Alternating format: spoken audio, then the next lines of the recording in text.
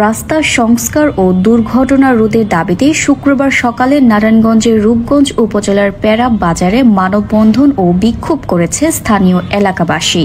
Senior staff reporter Liton বিশ্বাস জানান, মানববন্ধন ও বিক্ষোভ কর্মসূচিতে স্থানীয় এলাকাবাসী ছাড়াও প্যারাব আদর্শ উচ্চ বিদ্যালয়ের ছাত্রছাত্রী ও অভিভাবকবৃন্দ অংশগ্রহণ করেন। এ সময় স্থানীয় এলাকাবাসী জানান, দীর্ঘদিন যাবৎ রূপগঞ্জ উপজেলার তারাবো পৌরসভার বরপা থেকে সোনারগাঁয়ের মহজমপুর রোডের মধ্যবর্তী স্থান কান্দাপাড়া ওয়াপদা চৌরাস্তা হইতে ফান্ডল্যান্ড পার্ক পর্যন্ত রাস্তাটি চলাচলে অনুপযোগী হয়ে পড়েছে।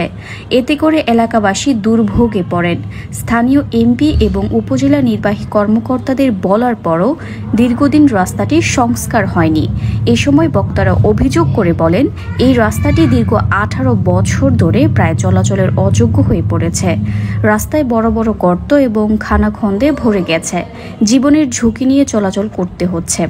রাস্তাটি মেরামত না করায় হাজার হাজার পথচারী সহ rickshaw, van, auto, CNG, microbus চালকদের চরম দুর্ভোগ পোহাতে হচ্ছে। এ থেকে পরিত্রাণ পেতে তারা নারায়ণগঞ্জ জেলা প্রশাসক সহ স্থানীয় প্রশাসনের দৃষ্টি কামনা করছেন। আসলে এই জায়গাটা এরকম ভাবে অবহেলিত থাকবে আমরা কল্পনার বাইরে। এই রাস্তা দিয়ে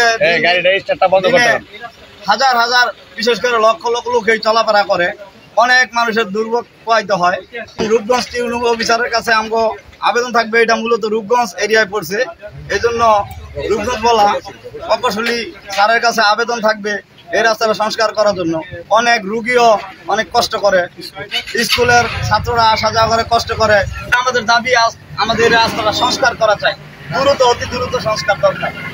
আমরা এলাকার বাসী, আমি রূপগঞ্জ থানার তারাও পৌরসভার কৈরব গ্রামের 3 নং ওয়ার্ডে আছি। আমরা প্রায় বিগত 8, 9, 10 বছরের মতো এই রাস্তাটা যেরকম বেহাল অবস্থা দেখতেছেন, বৃষ্টি হইলে পানি হয়ে যায়, এরকম পানি হয়ে থাকে যে হাঁটু পর্যন্ত হিসাবে কোনো জায়গায় হয়ে যায়।